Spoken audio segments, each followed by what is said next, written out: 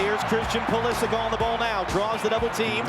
Splits the double team. Pulisic in the box. Weston McKennie into the middle. It's an own goal. It's the United States on the board. Less than 7 minutes in. Pulisic on the run. Pulisic trying to cut it back. It's Balogun. That time it's in. That time the flag is staying down. That time it's 2-0 United States. Right below us, Mauricio Pochettino. Balogun, can he get inside? Still Balogun, Flo Balogun!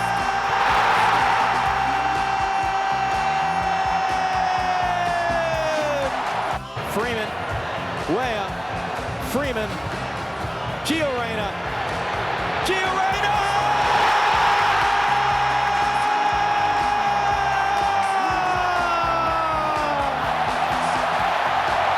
This might be one of the best back-to-front team goals this country and this team has ever put together. This was a 20-plus pass sequence from back to front, side to side. And you think, are they just going to see the game out? Well, they're going to see it out with an exclamation point. Gio Reyna outside of the boot, far post, bends it around heel. Just a sensational goal. What a weekend of sports, and shout out to Gio Reyna. Your guy. I've only been talking about Gio for months. Yep. 4-1 USA. That wasn't the only 4-1 result, however. No, it wasn't. A little bit of a gentleman's sweep, as we like to call it on First Things First. What is happening?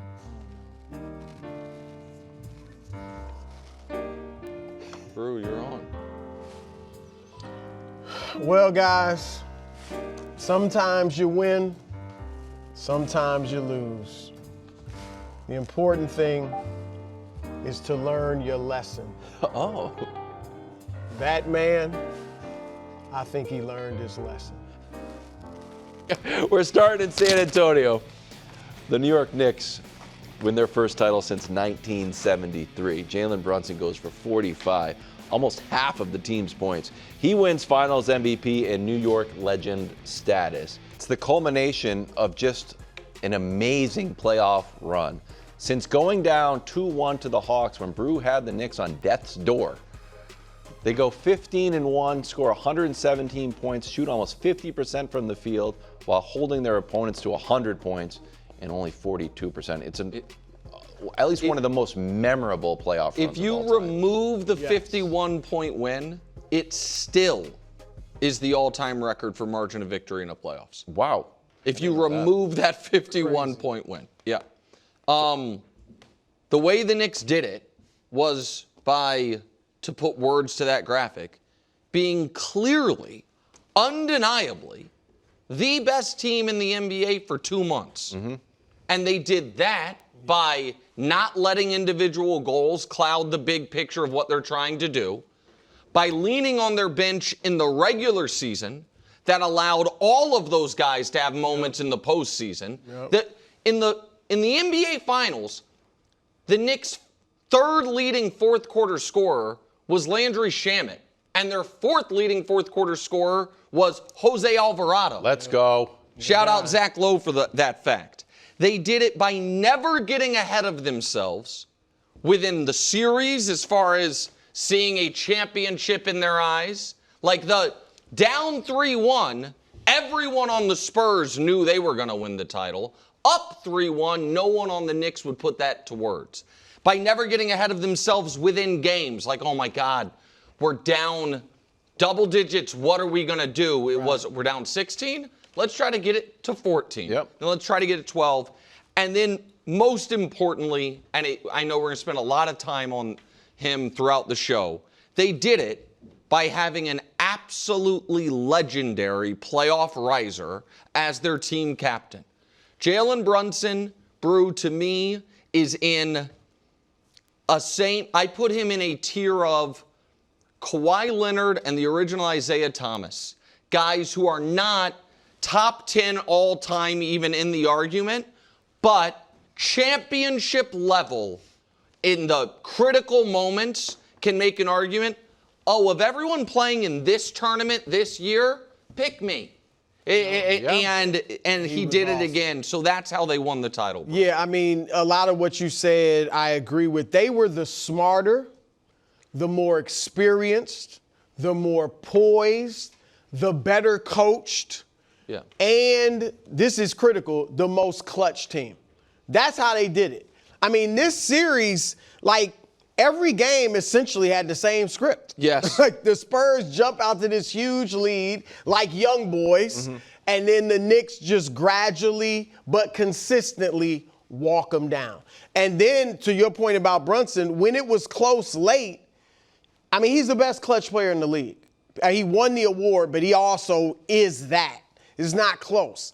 And so, I shouldn't say it's not close, but he did his thing. Didn't feel close. When it was close, yeah, I mean, Shea's obviously been cut, but not this playoff series.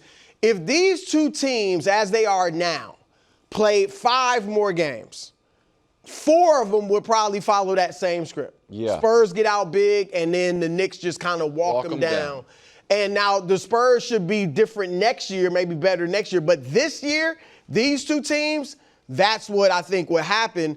And the Knicks, to your point about the team basketball, it's interesting that their last 2 champions, their previous 2 in the 70s, were very team. It was a team. Everybody was involved. A lot of passing, ball movement. But you had the guy in Frazier or Willis Reed, but Walt Frazier in particular, who could take over when necessary. That Game 7, 1970, when Willis Reed limps out on the bad leg, Walt Frazier scored 36 points. And this team kind of, it's like since they got going, since Game 3 against Atlanta, when they went on the 15-1 run, they had the best of both worlds.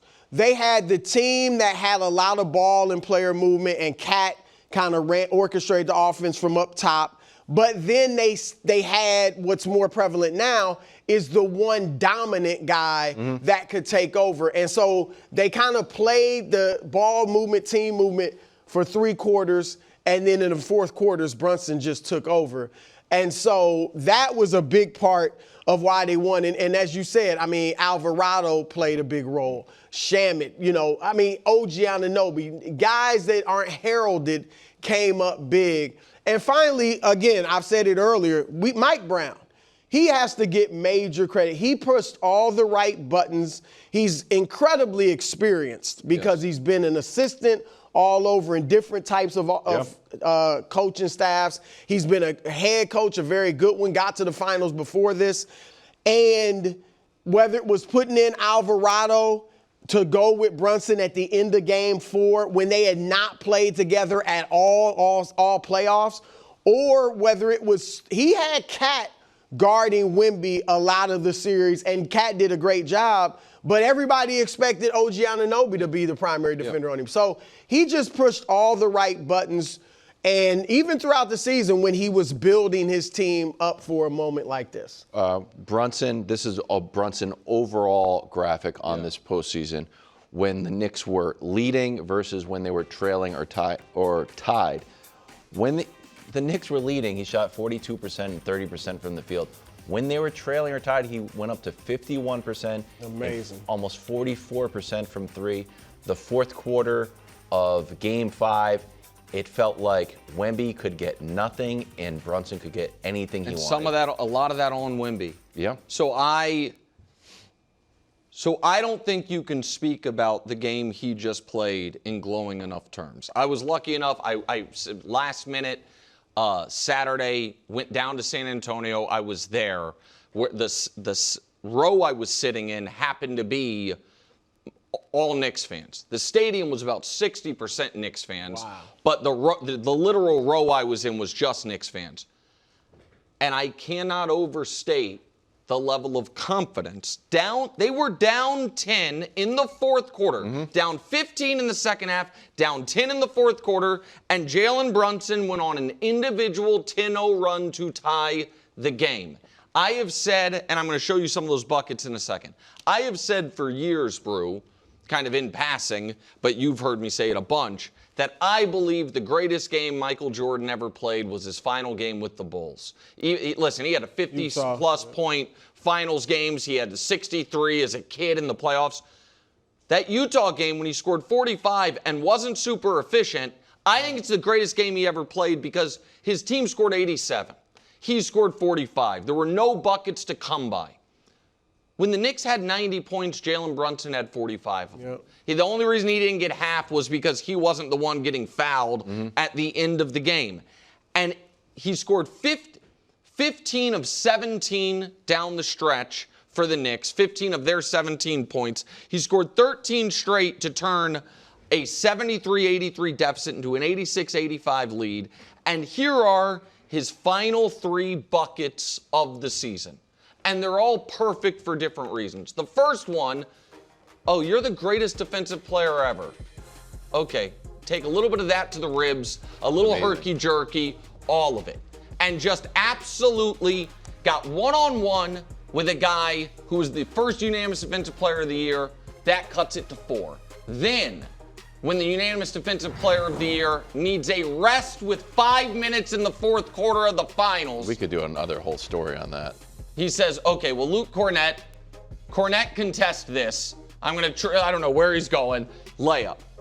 And then a somehow, underrated moment. This is a minute left, tie game of the finals. Freezes Wemby. Wemby doesn't get off the ground. Yep. Brunson somehow knows that's the absolute closest he could get to the bucket and not face a contest. And beat Cassell like that. Or Castle. Castle, I'm sorry. And Castle. so, Brew, to win the finals, here are the guys who have scored 45-ish points in a closeout game. We can show you the list. It's Giannis's legendary 50. Bullet Bob Pettit's 50. Brunson, the Jordan game I talked about, and maybe the most famous game of Magic's career. The game without Kareem when he jumps center. Yep. You cannot overstate what a brilliant performance it is and how brilliant he was. No, I second everything you said. I mean, and it's interesting because everybody talks about playing in New York, how hard it is. And he handles it to perfection. Oh, yeah.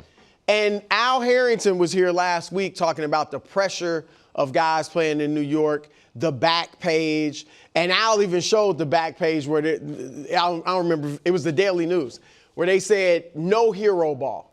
So they're telling him don't do what he ended up doing to win this series for them. And so I don't know if he saw the back page or not, but his mental toughness to go out there and not be swayed by public opinion, because, I mean, he was clearly the MVP of the series by the time it ended.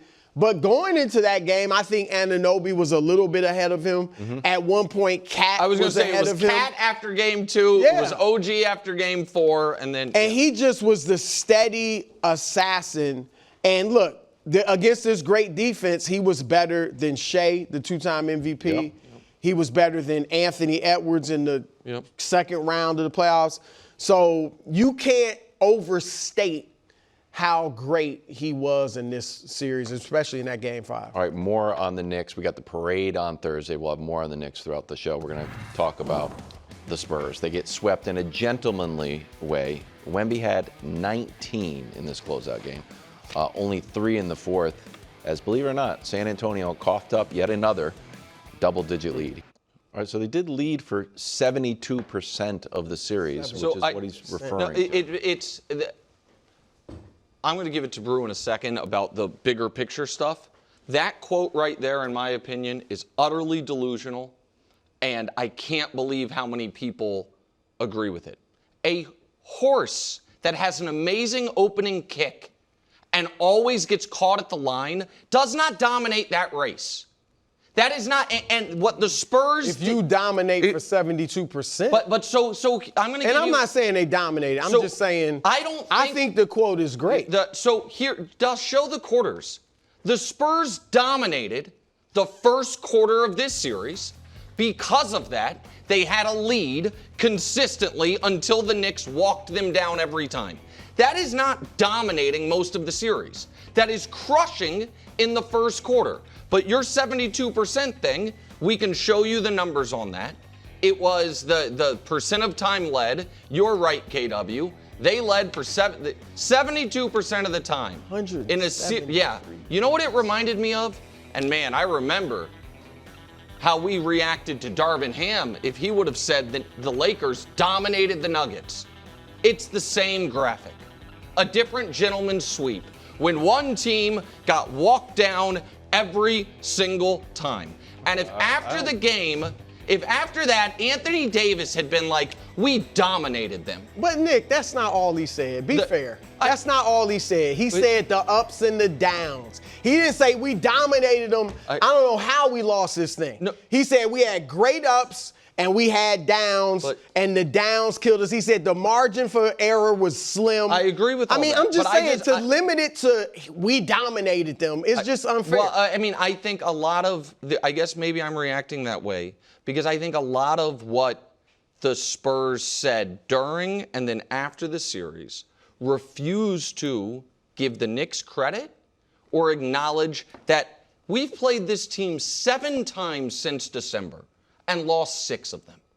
If it was a best of 11, they would have, as gentlemen, swept us. And so yeah, that part irritates me. I get that. The youth and inexperience. That's what it was. And when you build those leads and keep losing them, that's youth and inexperience. And that's why young teams led by young superstars, again, aside from Bill Walton, who was 24, played 4 years in college, 3 varsity. This happens to all of them. It happened to Shaq, and Shaq wasn't bad against but they got swept. But they got swept in a series that a lot of people thought they could have won. They were the favorites. Yeah, they were looking great in game 1. Similar to that game 1 was very similar to this series. And so it just, that's what it was. For Wemby, it is uncanny to me how similar this series was for him to a young LeBron. Like, they arguably the best player in the world, even when LeBron in 2007 went to the finals, and certainly in 2011. Arguably the best player in the world and struggles mightily in the finals and gets exposed, even though they're so great, for their weaknesses. LeBron, it was 2007, the lack of a jump shot. Wemby here is the lack of strength, lack of a post game. The immaturity and bad press conferences or just things they done. In 2011, LeBron and Dwayne Wade, not just that, LeBron and Dwayne Wade up 2-1 laughing at Dirk Nowitzki having a cold. All right, Wemby, the Nas Reed elbow, laughing at Jalen Brunson after he mushed his head into the ground, laughing at Mitchell Robinson. Up big in that game, then he has to eat it. Just like LeBron ate it when they're up 2-1, he has to eat it in that game, not just the series, in that game. And so I think it's because they both were so ambitious and want it now. LeBron wanted to pass MJ or be better than MJ, and he wanted it immediately. Wemby wants to be better than LeBron and MJ, and he wants it immediately. And I don't know if that ambition and these high, things you want lead to some of the immaturity. Even people criticize him for walking off, him and the Spurs walking off the court without shaking hands. LeBron did that in 2009 against Orlando. So just very similar experiences for them. Now, LeBron learned from his and went on to obviously have a fantastic career. I think Wemby will do the same. He certainly said he needs to learn, but that's the charge for him now. I'm surprised you took such offense to it because of how much they were up late. I think it is a valid, and I still think Wemby's quote on if we just play normal basketball, I think we win. If you're up 20 with 9:30 to go in Game 4, you're up 10 in the closeout game with 8 minutes to go. It does feel like the Jalen Brunson avalanche is starting to come at you, but I think it's fair to say we had some high highs. Yeah, so a couple things. First of all, you know what? I might have been too harsh there. In fact, I think they deserve something for all those leads. Listen, they led the most minutes. They were up 10 in every game. they didn't quite get it done by winning the title, but maybe this will be. So maybe I was too harsh. Let me ask you. Yeah, I might have been. I want to ask you, please, if you can put yourself in the shoes of an athlete, and you were in a series, and you built these huge leads every single game. Yep. And led for 2/3 of the series. Wouldn't you feel like maybe and again he admitted the downs too. It wasn't like he just left that out there. I can't really, to be honest, put myself in their shoes. So maybe I would. I think I was consistently put off by what I considered to be the disrespect to the Knicks and just the comments of, yeah, if we play normal, we'll win. Everyone, when asked, the people, I didn't like before the game when he was asked what the mentality was. And he said in the locker room, he said, everyone knows we're going to do it. And people defended that. If when the Knicks were up 2-0, Jalen Brunson was asked, what's the feeling in the locker room? And he was like, everyone knows we're going to be champions. We'd have been shocked. He would never have said that, even though, of course, that's how they want to feel. I know that the players' mentality. But here's the other reason I am less moved by them getting out to early leads. There's a level of Ali rope-a-dope, and the Knicks weren't playing possum. No. You know what? I shouldn't have said rope-a-dope. But there was a level of the Spurs obviously punching themselves out. Yeah. So I just want to show you for the series. When was Victor Wembanyama good? After rests. His first quarter and third quarter, he was a dominant offensive player. And, so that's fine, Dust. Leave this here for a second. Game 5 was the culmination. That first quarter and a half of Game 5, I thought the Spurs might have played the greatest defensive part of that, quarter and a half I'd ever seen. And Wemby was all of it. And then he was gassed the rest of the game. And what you saw for the series was first and third quarters, Wemby was super efficient. After got a little halftime rest and going into the game. And as he wore down, he was not. And so the reason I think it's wrong, Brew, is I use the horse racing analogy. I'll use a race car, an Indy car analogy. They have that push to pass thing, but you only have so much of it over the course of a race. Mm-hmm. I'm not impressed if a driver's like, I want to lead the most laps, so I'm going to expend my whole tank in the first half of the race and then every time get caught. It was so clear that they were not going to. I didn't think, Brew, it was just that they made rookie mistakes. I thought it was their best player did not have the energy to keep up. If he could play at the level he played in the first quarter, at 5 minutes. I mean, he rested during the fourth. And that's what the Spurs got. Like I said, we've never seen a 7-footer play out on the floor all the time. Yeah. And we've never expected, growing up, the bigger guys don't have the wind of the guards. Mm-hmm. And so they got to figure out, can he play like that and still have his stamina? And to your point, get him playing more minutes in the regular season, too, so he can build up the resilience. He says he's going to work on it. So. Can I ask you a question? Sure. Gee whiz. I want you to look at this and tell me if you agree with it.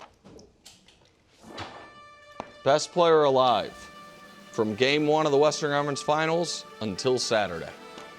That his reign atop the league lasted about 25 days. I think he lost. I thought he was the best player before that. Okay, but I'm saying, did it end? If you want to say it's vacant, that's fair. I wouldn't put another player ahead of him right now. You wouldn't. You don't think Shea or Joker gets it back? Gets it back would be. I thought you were going to say something different. I think. That Bronson gets it.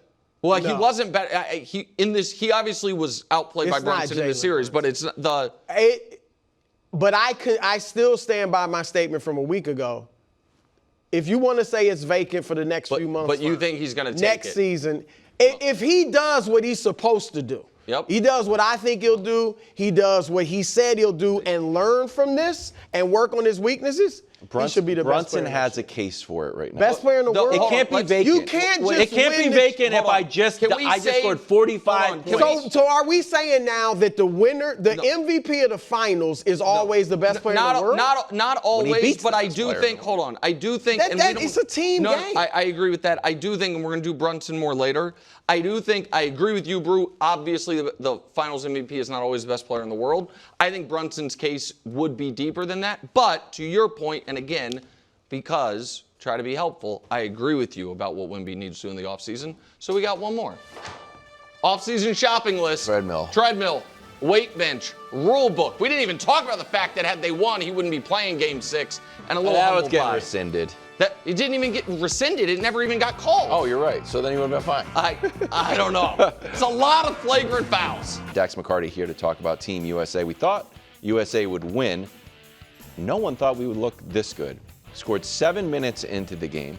Balogun scored twice in the first half. And then, well, who's been talking about Gio Reyna? Needs to be on the squad. He comes in and scores one of the prettiest goals of the entire tournament to make it 4-1. Here's Henri post-game. I said I believe that team can bring the crowd together. They just need to do it today. Not in friendly games, not in when people were panicking, not even against Panama here. I know there was a Nation League. A lot of people were talking. They needed to be ready today. And I believe in what I see. And I saw a great team today. Team performance. I believe personally that they can go on the run. Let's see if they will do it. That doesn't mean you will go on the run. But now I'm sure a lot of people will believe that they can go on the run. I am one of those people, Dax. Look at the bottom line here. 53 touches in Paraguay's box. It's the tied for 8th most by any team in a World Cup game since 1966. So it is a bit of a historic possession game, at least. Did this win change your expectations for Team USA? Yes. Nice. Yes, it did. I thought quarterfinal run. Now I'm thinking semifinal run, and anything could happen beyond that. This was, in the first half, the second best half the U.S. men's national team has ever played in a World Cup, behind a dominant 3-1 half they played in 2002 against the Portuguese national team, who was one of the World Cup favorites back in that day. And it is also the second best result that we have ever had in the World Cup, behind the famous 2-0, the only knockout round game we have ever won in a World Cup. And we chatted a little bit last week on this show, and you asked me, well, what's the most important thing for the U.S. men's national team going into this? Is the first 15 to 20 minutes of this game is going to say a lot about our team and about exactly what their intentions are to go into this tournament. And they completely broke Paraguay's will to compete. In that first half, it was dominance from top to bottom, attacking phase of play, counter-pressing defensively. They were excellent. This is the best we've ever seen the U.S. men's national team play under Mauricio Pochettino, and one of the best games that we have seen them play in the World Cup. It was extremely fun to watch. I represented the U.S. men's national team on a handful of occasions, and the pride you feel when you play for the U.S. men's national team or when you represent your country in something like that, nothing comes close to that. But I told you guys about my travel situation, trying to get back home. Watching that game by myself in my apartment, I had felt that same amount of pride in this team, which I believe millions of Americans, whether you love soccer, whether you're a casual fan, I believe millions of Americans felt that same way. And now the expectations are raised. The bar is raised. That performance from the U.S. men's national team has been the best, most comprehensive performance of their entire World Cup existence. No, it's one of the greatest games. I think it's a top 3 game we've ever had at the World Cup. Without question. And so now the bar is raised. Now the challenge is, how do you follow that up? Because 350 million Americans, maybe 250 million love and watch sports. You have now engaged the casual fan. You have now engaged the country to be like, oh, our eyebrows are raised. We are going to tune in, and now how do you follow that up against Australia? No, you're exactly right. Like, I'm watching that game and us dominate, and 4-1 obviously is a rout. Yep. it was a rout. Sometimes it's not as bad as the score may indicate. Correct. This was that bad, if not worse, actually. And to see them do it against, and I know Paraguay is not one of the top teams in the world, but they are a very good defensive team. They are a team that beat Argentina and Brazil in qualifying for the World Cup. So they're not, a lot of people thought this would be a defensive battle. I thought it'd be 1-0. Yeah. Yep. And so to see our offense have that chemistry and just feel together, and Pulisic, half of this game happened without Pulisic too. Exactly. And he was great in the first half. So yeah, it made me think, why not? are we contenders? Dude. We really should be thinking contenders. So, I had a takeaway. I was like, this team is playing more creatively. I thought was interesting. It didn't Fluidity, freedom. So I saw this quote from Paul Carr, my old buddy Paul Carr. Shout out to Paul Carr. 22 successful 1v1s that were just beating guys. It just felt like we were just able to beat guys. Most by any team in a World Cup since 2014. Mm-hmm. Is this a Pochettino thing that we're playing fluid? We're playing some, back heels, a little bit no-look touches. Is that a Pochettino thing, or is that just the specialness? It just felt like a free, creative game plan. It's a Pochettino thing, giving the players the freedom in the attacking part of the field to interpret space and use their talent and their skill to be who they are. But I also think it is our best team being on the field. I'm 95% certain that was the first time that lineup had ever played together before. And yet you get that type of continuity in a World Cup game. The biggest game that most of these players have ever played in up to this point in their career. And it was a truly enthralling moment for all Americans, for U.S. soccer. So yeah, Mauricio Pochettino deserves a ton of credit, but so do the players. Yeah. The players deserve credit for executing a game plan in an absolute perfect fashion. That was the culmination of a perfect performance, top to bottom. There are a few nits to pick in terms of Pulisic. We hope he's not injured. We hope that it's a minor calf. I think he picked up. They don't seem too worried. And then Tyler Adams, don't pick up a needless yellow card, but 100%. That type of, capped off by your boy Gio Reyna. Let's go. It's not just the finish, the trivela, the outside of the foot. It's the build-up play. Felt like we were watching prime Spain. No, yeah, I mean, it started with 8 passes, on our back. 26 passes. No, total. right. I was going to say just before we even got to the 3/4 mark of the field. But I think that if you are rooting for the U.S., which most people watching probably are, this should very unemotionally change your expectations. Their odds now of going on a real run went up significantly because this combined with the Turkey loss means their odds of winning the group went up exponentially. Yep. They now are in a position I did not think was possible because of the goal differential combined with Turkey's loss. If they beat Australia Friday, which they're favored to do, they all but lock up the group. Yes, there's a scenario where Turkey wins both of theirs and wins by margin. That could be different. But if they beat Australia on Friday, then any result against Turkey locks up the group, and probably a 1-goal loss is enough to win the group. So what does that mean? What does winning the group means? It means that in your first knockout round game, you're playing a team like Bosnia, Senegal, Algeria, Japan, not bad teams, but a team you will be favored against. And more importantly, because what I have targeted this whole time is, can they make the quarters? Yeah. If you win the group, then in the round of 16, you're probably playing Belgium, which again is a top 10 team, fringe of the top 10. That's a good team. But it is not one of the absolute powerhouses that you would have to face elsewhere. Winning the group is the path to actually going on this type of run, and winning that game by the margin they did made it so they actually now have a bit of margin of error for the group stage against Turkey as long as they beat Australia. So beat Australia. I think they got 9 shots. I mean, that's how I feel. And by the way, winning the group is absolutely the expectation before the tournament. Now it is, especially when you have a player like Weston McKennie, who you can go down the list of the players who played well. It's all 11.